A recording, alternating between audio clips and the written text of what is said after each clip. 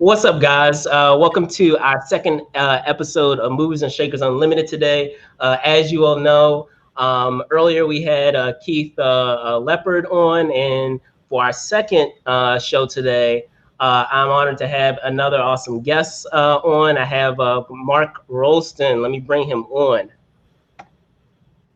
Hey, Mark, what's going on, man? hey, Brandon, doing well, man. How are you? I am good. I'm good. Thanks very So first and foremost, of course, as I always say, thank you so much for hopping on the show. Really do appreciate it. Um, just to start first, um, in terms of your expansive career, which we will dive into. Don't worry. Can you tell me? Was in terms of what you've been able to accomplish, thus far, over your career. From what I understand, just correct me if I'm wrong. I understand that it would have been focused more so in the theater realm versus film, or did you always foresee that you would be focusing your career in various mediums? No, actually, when I first started out, you're right. I mean, it was strictly a focus on the theater, and I trained in London and was classically trained, but always had an eye on movies, of course. But certainly didn't realize the number of different hats I'd have to wear and different mediums I'd have to explore throughout my career. So theater is always the foundation. So without that, it's like if you're a dancer and you don't really have a foundation in classical ballet, well, you're missing one part of dance, not all of dance, but one part of dance. And I would say training in the theater certainly was the root of my career. Gotcha. Now I wanted to, rewind the clock back a bit before we get into, some of the other things that you've done thus far. Um, a lot of people may not realize this. Understand you were born in Baltimore, but you went to school here. I'm here in DC. You went to school here in the area. If I understand, what was it? Bethesda Chevy Chase. That's right. That's A right. lot of people don't know that. So we have a local here on the show. Yeah. Um, delving back into your career, as you were saying that theater was initially what you had your sights on at the time. However, Destiny had another idea for you because you've done obviously a bunch of been a part of some iconic projects. Whether it's I could go down a laundry list, I would be here forever. Aliens, Lethal Weapon, Star Trek, Shawshank Redemption, Rush Hour, RoboCop. Like the list goes on and on and on. And you've had great roles, in these particular, massive IPs, these franchises. So my question is, considering what all these iconic projects that you've been a part of, did you, and sometimes folks have an idea when they're looking at the script, maybe they have an inkling or feeling about it when they are reading it, that you feel that it might be something special, or is it just something serendipitous that just happens and it kind of like catches you off guard, when you're after it's all said and done? It's sort of a combination of both things. I mean, certainly, I remember the very day that I read Aliens, the script of Aliens, because it was a page turner and you just couldn't stop reading it. I mean, I read the entire script in like 45 minutes. Same is true of Shawshank, same is true of The Departed. But whereas in the case of Shawshank, we knew it was special the day we sat down to do the table read, and, the opening bit of voiceover that Morgan was reading, and it was reverberating around this mess hall that we were rehearsing at the prison. And Morgan has such a sonorous, beautiful voice anyway, but it started pinging off the walls, and all of us got goosebumps. And so, I mean, we knew it was great writing, but we had no idea of what Shawshank would end up being in such an iconic film. I imagine the same is true of Aliens. Bill Paxton had more of a premonition about aliens than me because he kept hounding. I was living in England at the time. He was out here in LA, and he was hounding me like weekly, like, just, Mark, dude, you got to come. This is going to be huge. And I was like, really, Bill? Is it really going to? He said, you got to come. You can stay in my apartment. So I was like, okay. Eventually, I gave in, and sure enough, he was right, man. Like, I had no idea when I came out to LA. I was coming for the premiere, and within 5 days, I was starring in a movie. So it was like, wow. And that was all because Aliens was the hottest thing out. And I walked into so many agents' offices. I mean, really, whoever I wanted to see, they'd meet me. So you really never have an absolute idea of the trajectory of a piece. But certainly, you know, writers are the essence of anything we do, whether it's theater, film, TV. So usually you'll know something special because it's that old adage, you know, it jumps off the page at you.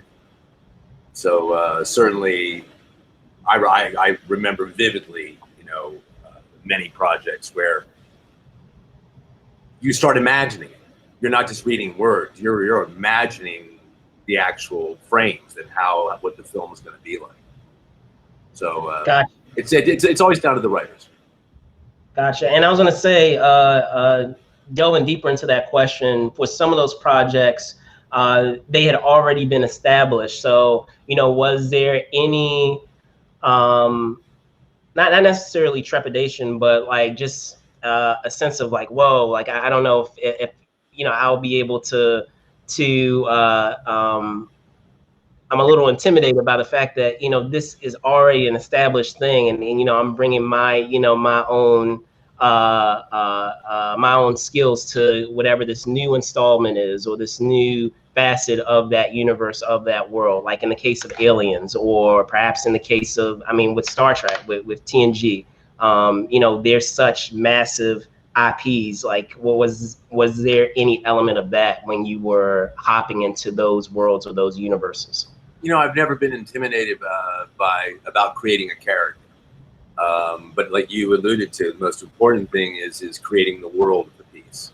So really, that's a testament to great directors like someone like James Cameron, who absolutely created these space marines. I mean, you know, I mean, they joke about it now. It's like they're going to have Space Force, United States Space Force. You know, it's like that's funny to me, but the creation of the world, it's like when you're doing theater, like you have to create the world of the piece and believing it within your performance to make the audience believe it. That's the key thing, is, you know, can you have such a belief in your world that the audience picks up on it and they dive in. So there have been many pieces though where, like, say for example, I think of Aliens, like the crews at Pinewood Studios. They created these amazing moonscapes. I mean, in the matter of days. So all we had to do was really show up and do our thing. It wasn't like we were going to create all the atmospherics. But I'll never forget, I was doing an A&E show called Turn.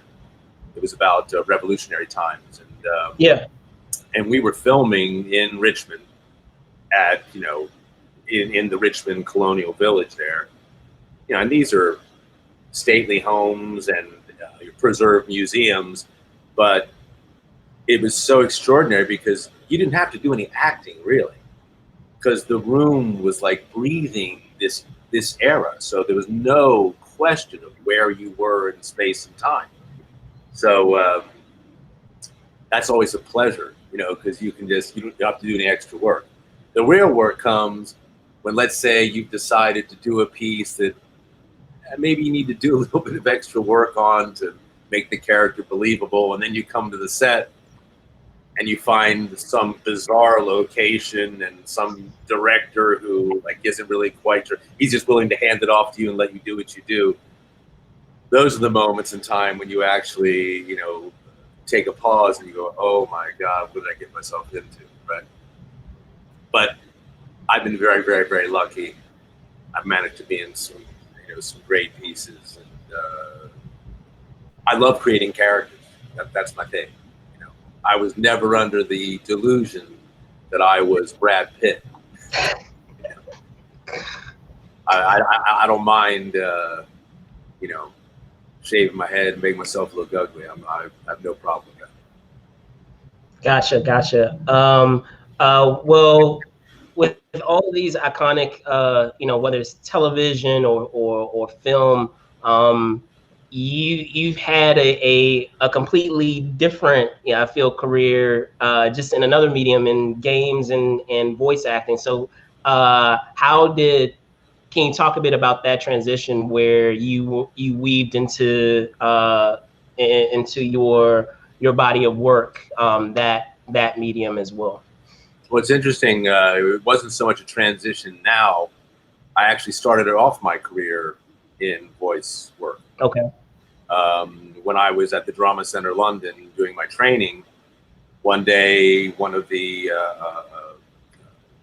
teachers came and they said, "Hey, I don't know if you're interested, but they're looking for an young American voice to revoice some character in some film. Would you be interested?" So I said, "Sure." So I went off.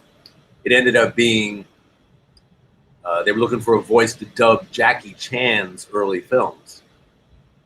So titles like Drunken Monkey and Drunken Master. Gotcha. That's my voice.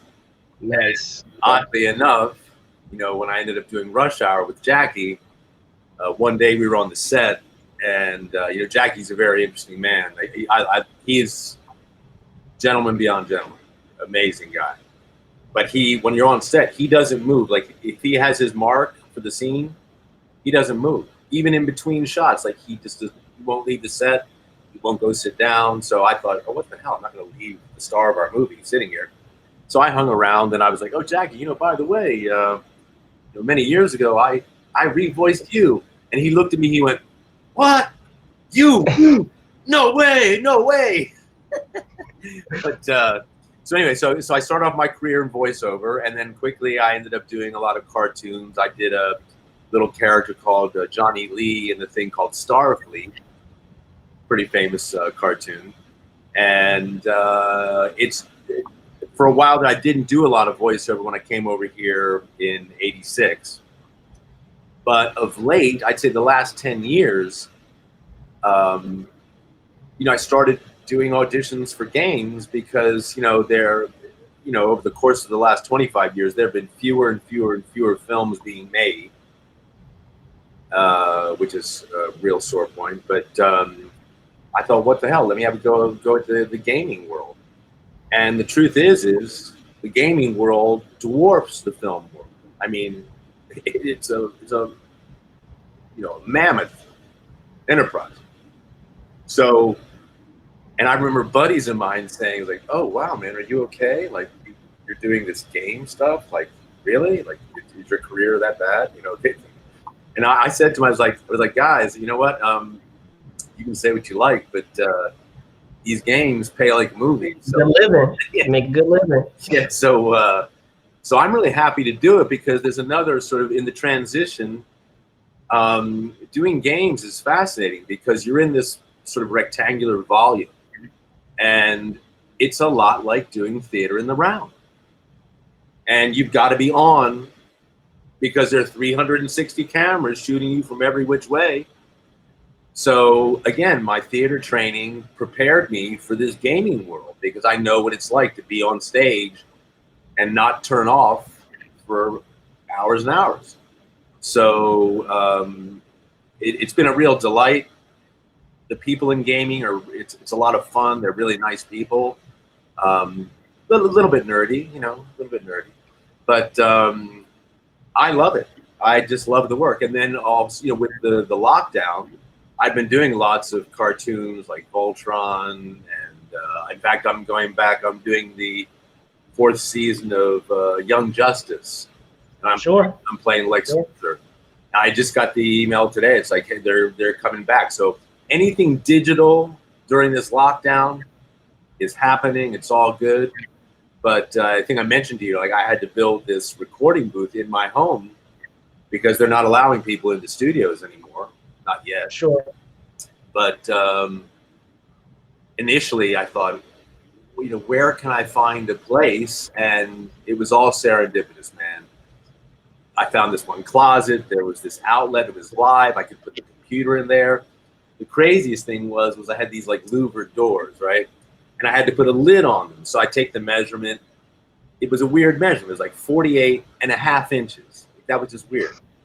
And I went into my garage, and I'm just rummaging through some old pieces of plywood and stuff. I pull this one piece out. I put the tape on it. It was 48.5 inches. I didn't even have to cut it. I just slipped it over and drilled it down. Then we found a whole bunch of, like, I had like old, from my construction days, like old drop cloths and things. But then I needed some more like curtains or something. So I said to my wife, I said, do we still have those green velour curtains that you've been saving for 25 years? And she was like, yeah, they're right in the hallway, right in the bottom drawer. So I go pull these things out, and I swear to you, when I held them up to cover the sides of this booth, they were the exact height. They hit the floor and hit the top. Wow. It was crazy. It was kind of meant to be, but right now in lockdown, we're doing a lot of voiceover. And in fact, I just want to mention there's a show I did for Netflix called The Protector. It's kind of like an angels and demons show. But but I play this character, Faisal Erdem. He's like this 2,000-year-old, I wouldn't call him a demon necessarily, but let's just say he's a 2,000-year-old spirit. But he appears in this show as this multi-billionaire Faisal Erdem who sort of rules over Istanbul in Turkey. So it was a Turkish show that we dubbed into English, and we actually got some nice notice for the dubbing. So if you want a little diversion during the lockdown, check it out. There's some really beautiful women in the show. I will check it out. So similar to what I was talking about with the IPs earlier. With a lot of these shows that you're name dropping that you provided your voice for, whether it's games or animated shows. In that same respect, these are very iconic characters. So am I right to assume that perspective that we were mentioning before of just allowing the script to provide the character for you was the focus versus knowing, I don't want to say the baggage, but the other actors or performers that came before you that provided life to that character, whether it was in a live action version or in an animated version? Because I mean, let's be honest, for better or for worse, especially in the superhero world, we are when it comes to fans, very serious when it comes to not just the actors who play the live action iterations of these characters, but also the animated ones. I mean, case in point would be Mark Hamill with the Joker. So especially with a character like Lex Luthor, you have Gene Hackman, from the live action films. Now, bring your own talents to that character. Was that same that perspective that you were providing before still there, where you kind of disregarded, you allowed the focus to just be on the script of how the character was written, or did you kind of have that in the back of your mind as well? I don't feel like it's that way with Firefly necessarily, but someone like Lex Luthor or even Deathstroke, I mean, like such a popular character within DC universe. So yeah, it's interesting though. In the cartoon world, like you get some script and you lay down my version of Lex Luthor. Of course, before I did that, I did a quick like Google search of just different performances and got an idea. But ultimately, like with Lex for the Young Justice series, the creators had an idea, like of how they really wanted Lex much more erudite, sophisticated, and so there was that sort of quality they really wanted in the character. But they were clear about it, and then we arrived at that together. But there are other occasions when you get something in the cartoon world where you have free reign to totally create whatever you'd like, irrespective of future or past performances. But certainly with something as iconic as Lex, you had to go back and watch and look and not necessarily steal things, but just get an idea. And then again, every show has its own world. You know, it's never quite. They don't translate always. Gotcha, gotcha. And that brings me to my next question. That's a great segue into just this, the idea of pop culture in and of itself, with what you've been a part of thus far in your career. And there are various events, as I'm sure you're aware of, that celebrate many of the things that you do, whether it's in video games and all forms of media, genre, what have you. Uh, what what has, obviously now with everything that's been happening, it's not necessarily a case, but back before, when we were in a state of normalcy and you were attending a lot of cons or expos or what have you, what would you say, just trend wise, you normally that you've seen response for? Has it been mostly the genre stuff that you did before, or Shawshank, or has it been fascinating to see where people's interests have been in interacting with fans? Yeah, I mean, it's interesting. Obviously, all of the live cons that I was scheduled to do this year, and I primarily do them to get to Europe so I can go see my grandkids. Um, that got blown up, so I've been a little bit blue of late because I just had my new granddaughter arrived in February. Congratulations. Yes. Thank you. But now with the lockdown, it's like it sort of hit me. I may not see her for more than a year. It's like, wow, it's very tough.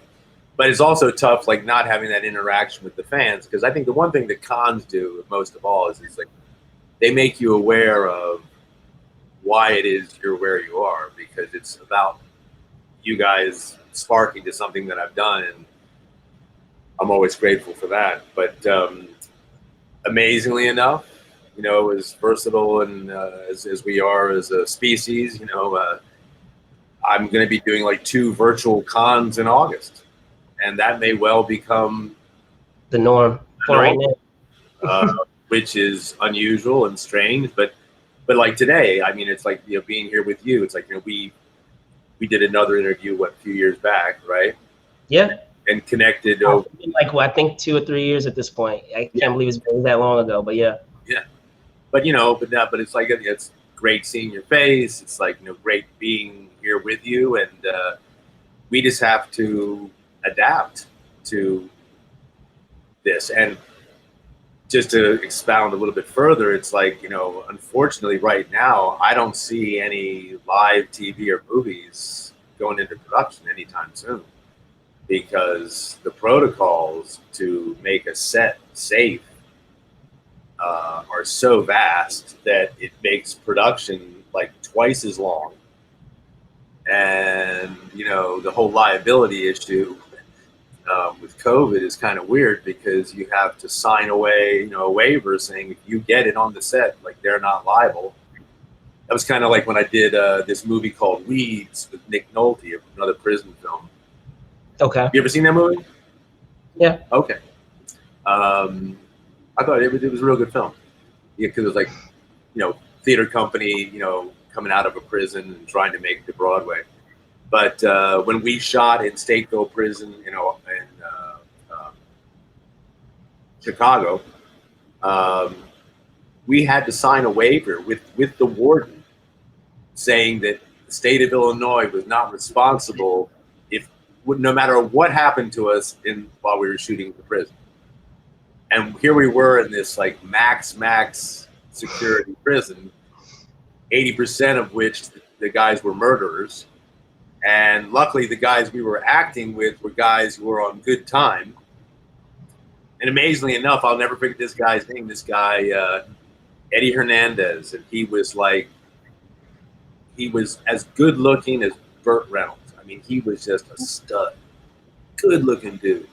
And he was totally interested in the theater. I mean, for real, interested in the theater. And I remember I just finding that astounding. Like, here we are in these gray stone walls, and this guy is just drilling me with his eyes. Like, he wanted all the information I had about what it would take to be a stage actor. So I ended up sending like all of the Stanislavski book, just so he could. The actor prepares. I know books. Yeah, sure. So yeah, I think the main thing is just is being able to adapt, and going forward, we'll just have to wait and see. I mean, of late, to be honest with you, I've been a little bit not depressed, but I keep thinking I'm feeling rusty. It's like, I really need to exercise my acting chops. It's like it's strange. It's really strange. But hopefully we get back to live something. I mean, it's bound to happen if and when they find a vaccine. But all these people talk about, we're going to have this very quickly, very quickly. It's like they haven't even found a vaccine for AIDS or MERS or SARS. It's like, come on, MERS or SARS has been around for what, 20 years or so? There's no vaccine. So I don't know. It's interesting times, but hey, we have outlets like your show, so that's good, and hope people tune in and enjoy it. Definitely, man. We touched on it a bit just now, in commenting on projects that are still that are in the stages of being released, whether it's or just projects in and of itself that are on pause right now. I know with other guests that I've had on the show, they've talked about what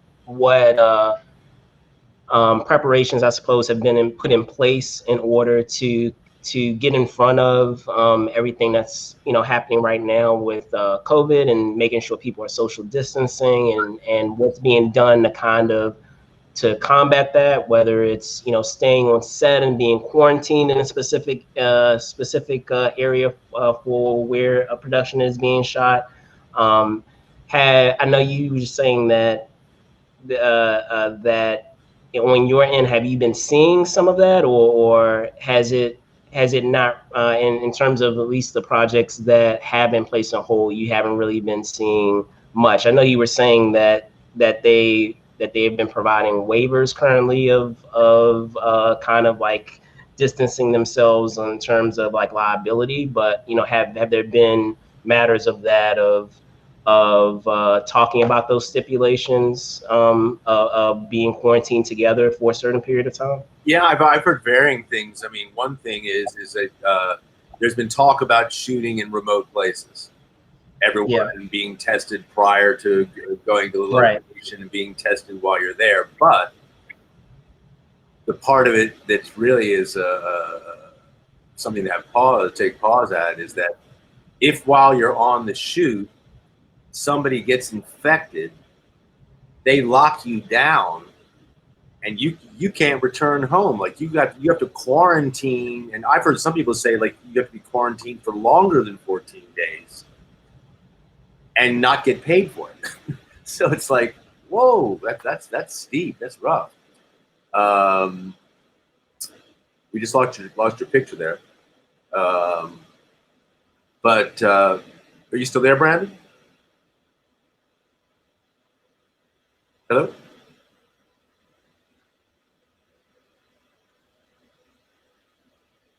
There we go. Waiting for Brandon. He's coming back. All right. Well, it's me. Here we go. Well, I'll continue talking. Go ahead. So the other thing I've heard is that a show called Superstore, they did a dry run employing all of the protocols. And in one day of shooting a TV show, we normally do anywhere from 8 to 12 pages in a day. So in their dry run, they only had 2 key essential personnel per department, director and everybody else, camera, only 2 people. And they only managed to shoot 3 pages in 12 hours. And on top of that, lunch took 2 hours to do. So it's like, yeah. So all of a sudden, a producer or a financier is going to look at that and go, hang on a second. This is going to be 2 to 3 times more per episode. It's going to take us 20 days to shoot an episode of TV. Pull the plug on that one. And because they're saying, I won't make any money. Right. And I get it. So that's why I think, we're not going to see a whole lot until things are pretty well under control, because there are just too many variables. And I don't know, there was a memo sent out by Lionsgate. It was almost 100 pages of different protocols and things, and it's all about the bottom line liability. It's the insurance companies, man. They will not insure it. Bottom line. That's wild. Well, leaving off on that note is probably a interesting note to leave it on, but still, I still want to cap it off. Mark, again, really do appreciate you coming on, man. I know you were talking about the Netflix series that is that fans can expect. Or can you talk a bit about any other projects that are still on their way, or perhaps you guys are in the production of it? I know you were talking about Young Justice. Yeah, well, the Netflix show is called The Protector, and there are 4 seasons of it. So we just finished the 4th season a few weeks ago, so that'll be coming, and it's a lot of fun. Check it out. But Young Justice, we knew was going to come back. That was an interesting thing, because we did 2 seasons of that, and then Warner Brothers dropped us, and it was only because of you, the fans out there, who actually sort of berated them for letting go of the show, and we were getting so many plays of the first 2 seasons. Warner Brothers finally woke up and went, "Oh wow, well maybe we should." Made a mistake. Smart. So we're really happy. We've come back, and we're just about to start our 4th season, which is great. Other than that, I am due to start a follow-on game to the Spider-Man game that I did a couple years ago. Yep. But again, we're waiting to see. We were supposed to start up earlier this year, got locked down, and we're just waiting to see. And I think it's more probable that games will be able to open up, because the crews are so much smaller. It's one confined location. You can manage it, as opposed to being in a bunch of locations on a film set. But so I'm hopeful for that. It may be starting soon. We heard from Sony the other day that they're going to be letting us know. But other than that, just waiting to see if they have more seasons of Voltron. And other than that, I've been producing a record for my brother-in-law, who is a 6-time Grammy-winning jazz artist, jazz pianist, Arturo O'Farrell. And it all came. Well, 2 things happened.